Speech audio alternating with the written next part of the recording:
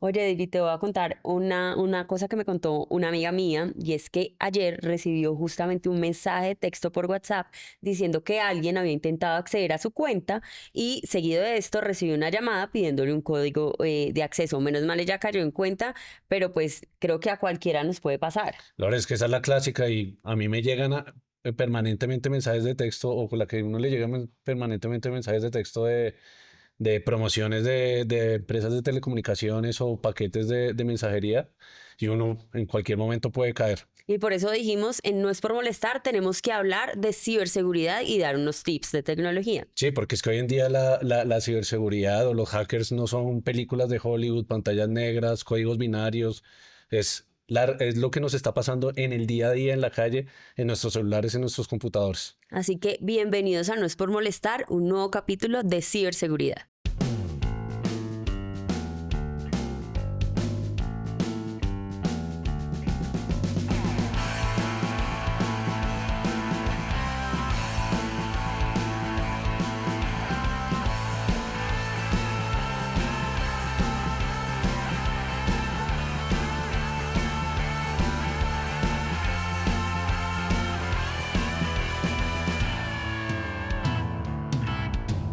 No es por molestar, un nuevo capítulo en el que hablaremos de tecnología y de ciberseguridad sin miedos y con toda la explicación del caso.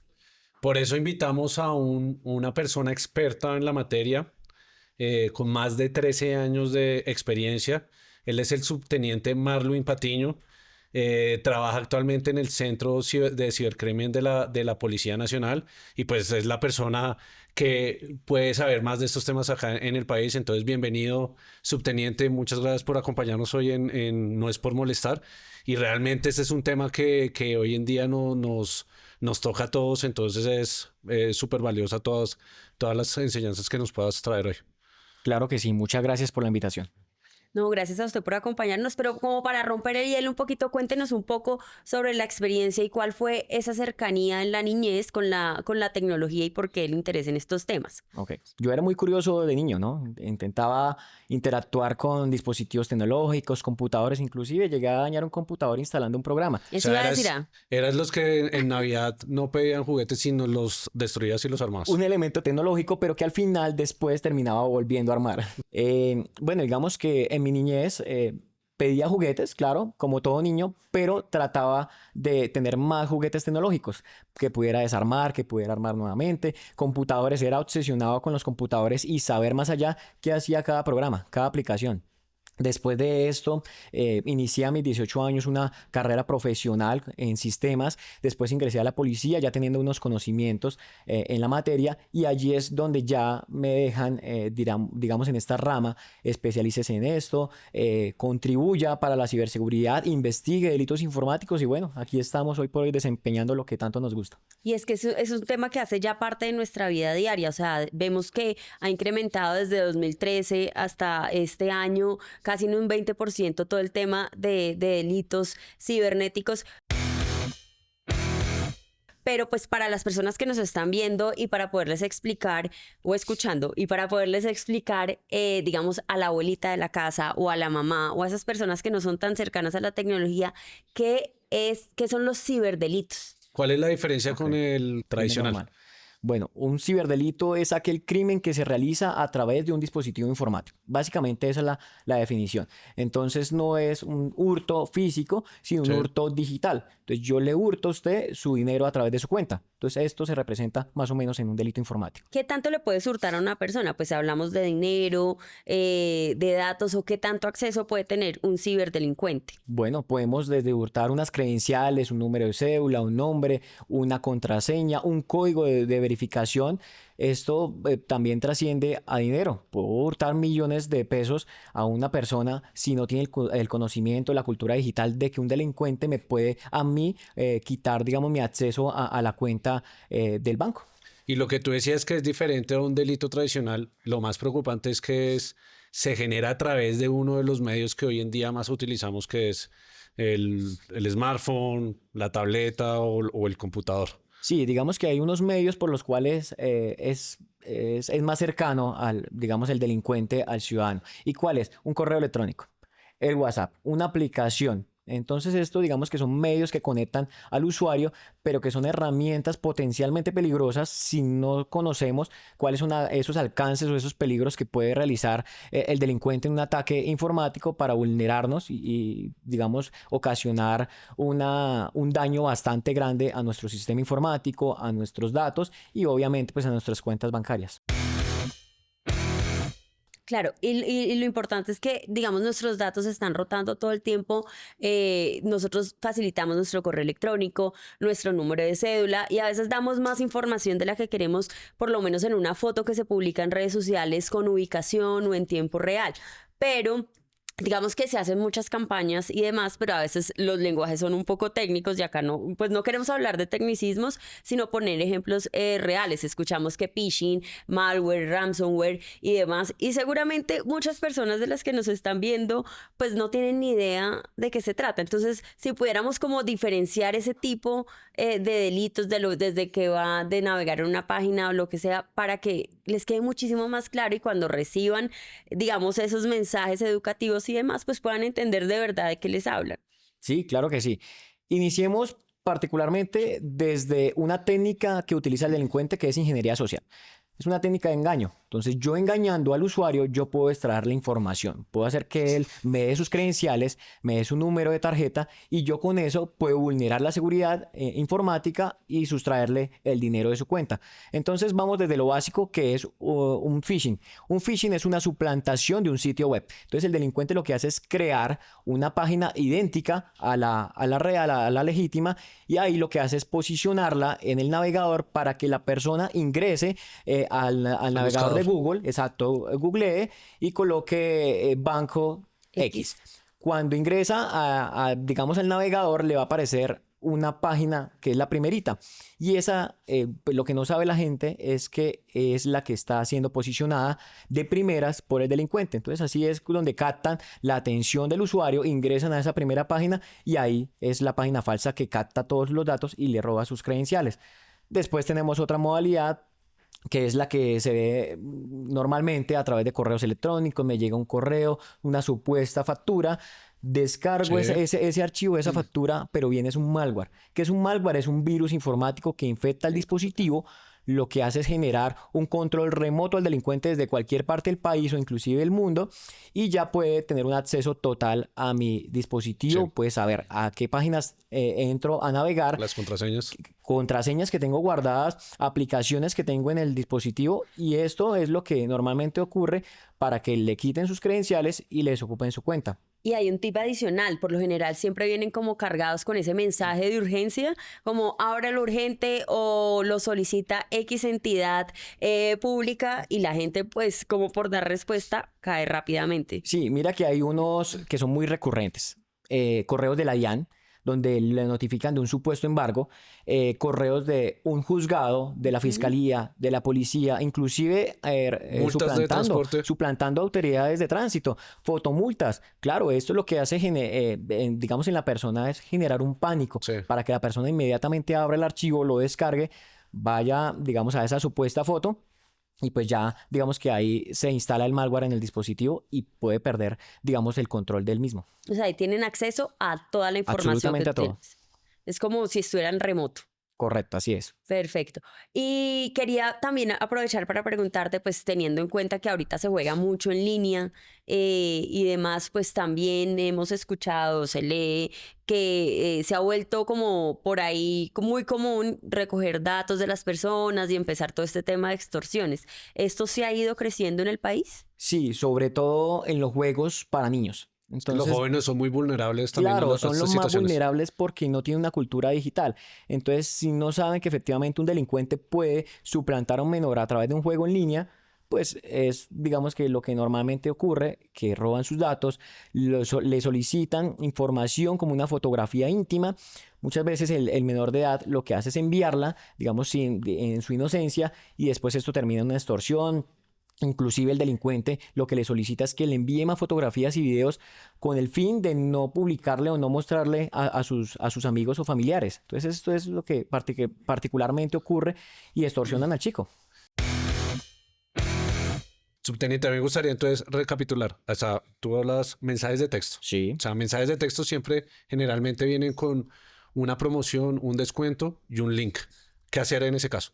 Bueno, en ese caso, lo primero que hay que hacer es no abrir esas URL, Sí. porque lo van a redireccionar a un a phishing. una página falsa, una página suplantada que le va a captar sus datos personales. Pues digamos que también hay otras modalidades, si podemos hablar de, digamos que las más recurrentes en Colombia, y es el hurto de cuentas de WhatsApp.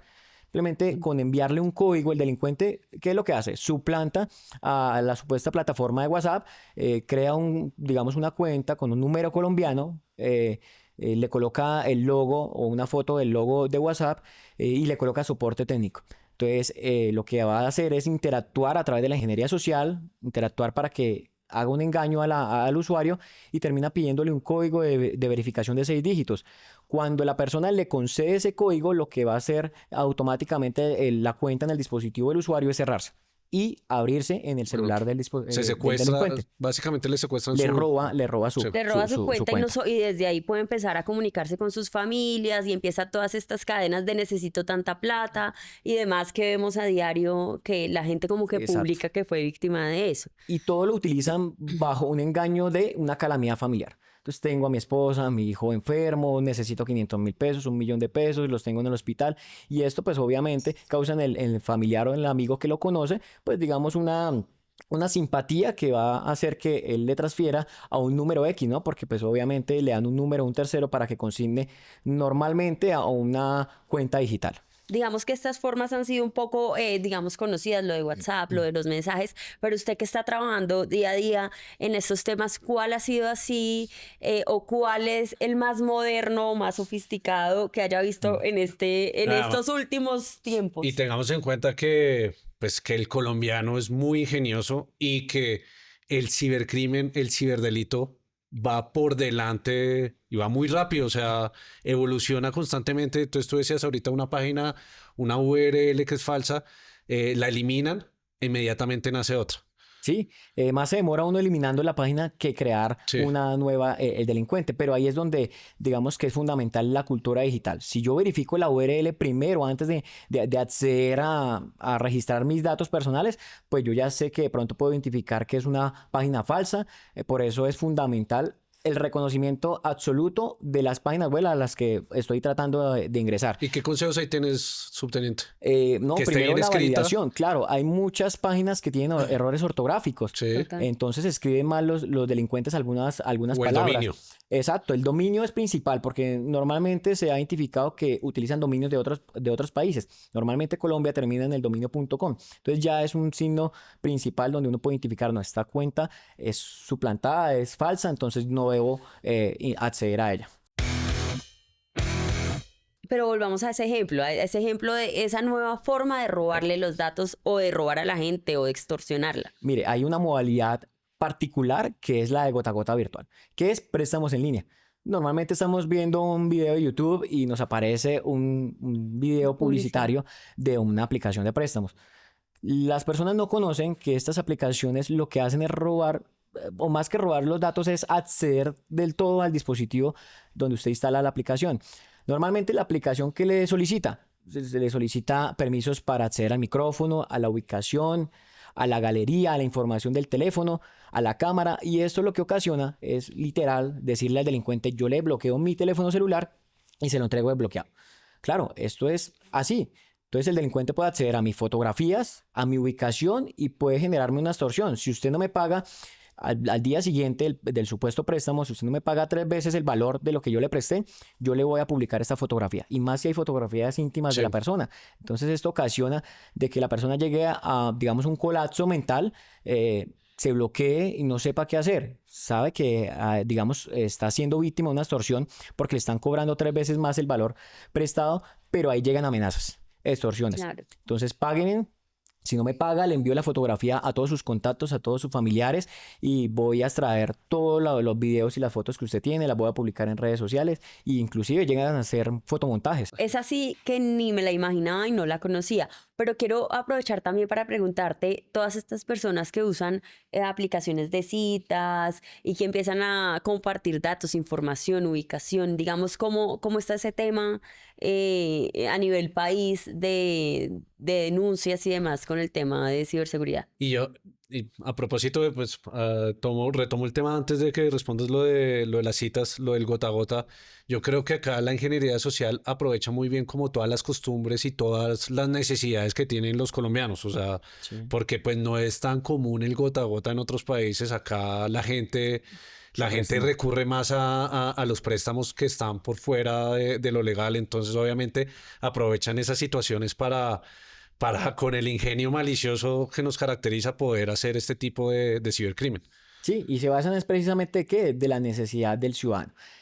Retomando el tema de las aplicaciones, se ha visto, digamos que la práctica normal es utilizar aplicaciones de citas para contactar mujeres, hombres y poder realizar encuentros. Digamos que lo que allí busca es generar una confianza con una persona, pero no sabemos quién está detrás de una pantalla. Por eso en las ciudades principales turísticas, Bogotá, Cali, Ujú. Medellín y Cartagena, se han visto algunos casos donde hemos podido generar algunas capturas de este tipo de modalidades. ¿Y qué pasa?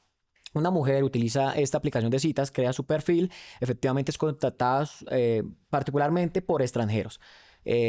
Contactan a esta mujer, proceden a un encuentro en un bar, en un restaurante y allí es donde los escopolaminan. Entonces le dan una bebida que, digamos, ya los pone somnolientos, después se los llevan a un hotel y allí les hurtan sus pertenencias, pero no solo les hurtan su celular, su dinero físico, sino también el digital. Entonces acceden a las cuentas bancarias, sustraen el dinero, transfieren y también inclusive muchos de ellos, digamos, estas personas extranjeras, tienden a tener en aplicaciones de cripto. Entonces, este Mm. dinero digital lo transfieren también a otras cuentas.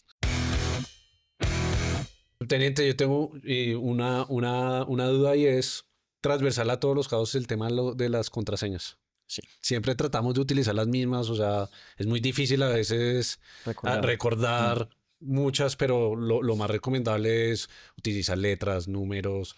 eh, ¿Qué recomendaciones le da a la gente, a todas las personas, pues para manejar bien el uso de las contraseñas? Bueno, nosotros en ciberseguridad le denominamos contraseñas robustas. Entonces, ¿cómo es una contraseña robusta? Que tenga letras mayúsculas, minúsculas, que tenga números, que tenga símbolos, asteriscos, slash, menos, más. Y esto, digamos, lo que hace es fortalecer la contraseña para, digamos, poder ser más difícil a un delincuente obtener la misma en un ataque cibernético.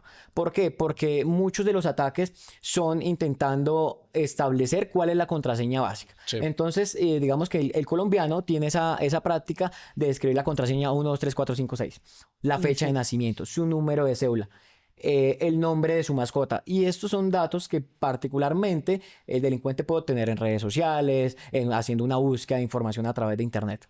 Claro, además porque uno publica cómo se llaman los hijos o en qué colegio estudian o las mascotas que se llamaba o cuando falleció te Claro, extrañaremos mucho X o y Y. ahí lo Sí, importante es que cuando tengas muchas contraseñas no las anotes Es que en un ese es papelito es que ese es que el tengas. sí, reto. El reto es que Aprendérselas. imagínese uno correcto, sí. aprenderse entre 10 y 12 caracteres que debe tener una contraseña de seguridad, más el arroba o lo que uno le El debe símbolo. poner y el punto y demás. Creo que ese es el reto. Sí, pero también hay algunas aplicaciones que permiten administrar estas contraseñas. Nosotros Con una contraseña fundamentalmente, larga. no, nosotros recomendamos que instalen estas aplicaciones también, pero que lo hagan a través del identificador de rostro. Entonces, un Ah. identificador biométrico también permite que solo usted acceda a esa aplicación para recordar la contraseña, pero utilizando el rostro, utilizando la huella. Entonces, digamos que en esos casos, en el eventual caso de un hurto al teléfono. Entonces, muchas personas tienden a no colocar contraseñas en sus dispositivos móviles y Sí. es una práctica totalmente errada. Y lo otro es que yo creo que, por ejemplo, las abuelitas, muchas veces que no pueden hacer algo, hacer una transacción o necesitan pagar, pues pueden ser muy confiadas y prestan sus Sí. celulares a personas extrañas que pueden también hacer un Exacto. mal uso de la tecnología. Piden ayuda a terceros. Y esto inclusive también ocurre en los cajeros del banco. Entonces, inclusive el delincuente se aprovecha de esto para prestar una ayuda y hacerle el cambiazo de la tarjeta. O sea, ahí ya se da cuenta cuando la persona está digitando la contraseña, después en un descuido, lo que hace es cambiarle la tarjeta y después la persona sale, la víctima sale y el delincuente lo que hace es desocupar la cuenta. Subteniente, o sea, creo que ya hemos revisado como los principales Sí. casos que han pasado, que pasan actualmente en Colombia, y creo que la base de todo es la prevención, o sea, la educación. ¿Qué debemos hacer precisamente para poder ser fuertes en temas de prevención, educación, saber leer una URL, no caer en el tema de lo de los mensajes de texto con las promociones o con los descuentos en las facturas de telecomunicaciones o de aerolíneas o de paquetes de mensajería? Bueno, hay unas recomendaciones generales que nosotros aplicamos desde el CAI virtual. ¿Y cuál es? La primera es no acceder a enlaces desconocidos. Si usted no está esperando un correo electrónico con un enlace, con un archivo, que como ya lo mencionamos, puede ser de una fotomulta, de un despacho fiscal, de un juzgado, de la DIAN. Si usted no está esperando ese tipo de correos, omita ese mismo mensaje. No lo vaya a abrir ni vaya a descargar ese archivo adjunto. Asimismo, también podemos hablar de antes de descargar una aplicación. Mirar los comentarios, si tiene comentarios positivos, Sí. vamos a los Y la negativos. ¿Qué dicen calificación. los negativos? Si los negativos dice me hackeó el teléfono celular, es un signo de que usted debe alejarse de esa aplicación. También podemos hablar, bueno, contraseñas robustas, símbolos, caracteres, digamos, alfanuméricos. También hay un aspecto relevante que podemos mencionar y sobre todo es no atender llamadas desconocidas. Muchas veces el delincuente suplanta una entidad financiera, suplanta Ujú. digamos, al proveedor de servicios de internet o de telefonía, Uy, y sí. allí es donde, digamos, a través del engaño tiende a que la persona, el usuario, le dé información personal que después termina, digamos, en una estafa. Eso. Y la verdad es que este capítulo de no es por molestar, no es por asustarlos, no es por nada, pero sí es para que creemos una conciencia de cuidar y de proteger nuestros datos, que al final son como la información más valiosa que nosotros podemos tener, y que por eso nosotros recibimos muchos mensajes también a diario, ya aprendimos a hacer caso omiso, lo comunicamos a nuestros familiares, pero pues la información y las herramientas tecnológicas pues también abren mucho el ámbito para que los ciberdelincuentes puedan meterse y captar nuestra información, al igual que todo lo que compartimos en tiempo real. O sea, uno ve en redes sociales que la gente publica estoy en tal lado y es en tiempo real, y allá, pues si está siendo seguido, monitoreado o pasa algo, pues le van a Exacto. llegar. Entonces, ese tipo de cosas La creo que las ingeniería social. pasamos por alto. Sí, la técnica de ingeniería social, o sea, es la base del engaño, es todo. Es, digamos, que el principal factor que genera mayor vulnerabilidad en el ciudadano. Pero también hay que mencionar que si llegan a identificar una página web sospechosa, o inclusive usted desea ingresar a una página para comprar un vuelo, para comprar un paquete turístico, nos puede contactar al servicio CAI virtual de la Policía Nacional, donde allí nosotros brindamos una asesoría y un acompañamiento, y esta asesoría lo da un ciberpolicía. Entonces él, digamos, él en el acompañamiento guía este proceso para identificar si la URL es falsa, si es verdadera, si el correo electrónico venía con un malware, con un virus informático, si efectivamente usted fue víctima de un fraude informático y le desocuparon su cuenta. Lo asesoramos para que instaure un derecho de petición y haga una reclamación a la entidad financiera, y así usted pueda, digamos, estar más tranquilo y confiado de que hay un policía cuidándolo, un policía que está alertando sobre esas diferentes modalidades que están ocurriendo en el ciberespacio. Subintendente, eso es importante, o sea, como, digamos, una persona que es víctima de un cibercrimen, que pudo haber caído en alguna de estos delitos, ¿qué debe hacer? O sea, tú ya nos decías antes, antes de uno poder caer, ya, comunicarse con el CAI virtual, pero digamos, si también uno ya es víctima de alguno de estos fraudes, ¿qué se debe hacer? ¿Cuáles son También, los canales? también nos puede contactar a nosotros como CAI Sí, Virtual. Nosotros, digamos que ya asesoramos para que la persona instaure su denuncio de diferentes formas, ya sea físico, ya sea virtual, a través de los diferentes canales que hoy por hoy permite la Fiscalía y la Policía. Digamos que ¿Cuáles son los medios para contactarse con el servicio del CAI virtual? Primero nos pueden contactar a través de llamada telefónica al 320-294-8647. Digamos que aquí el ciberpolicía contesta su llamada y va a brindar un acompañamiento directo para cualquier incidente que usted tenga. También nos puede contactar a través de WhatsApp al 273-3411. Ok. ¿Sí? Aquí ya Para que digamos tomen, que va tomen nota. una asesoría especializada directamente a través de chat y obviamente pues también a través de nuestro portal web www.caivirtual.policia.gov.co y nuestro correo electrónico caivirtual@policia.gov.co. Lo más importante es que ustedes este capítulo pues lo puedan compartir, les puedan contar a sus familiares, que haya como una relación de confianza y pues a diario uno ve también que le mandan cadenas, ojo, que cayó un vecino, que cayó tal otro, y demás. Entonces, entre todos pues podemos hacer más visibles. Y no es asustarnos pues porque hoy en día la tecnología es parte de Total. nuestra vida, es fundamental, sino como ahorita lo hablábamos, es saberla utilizar, saber identificar, prevenir, tener una buena prevención y por supuesto la educación. El principal riesgo que hoy está ocurriendo en el ciberespacio son nuestros niños.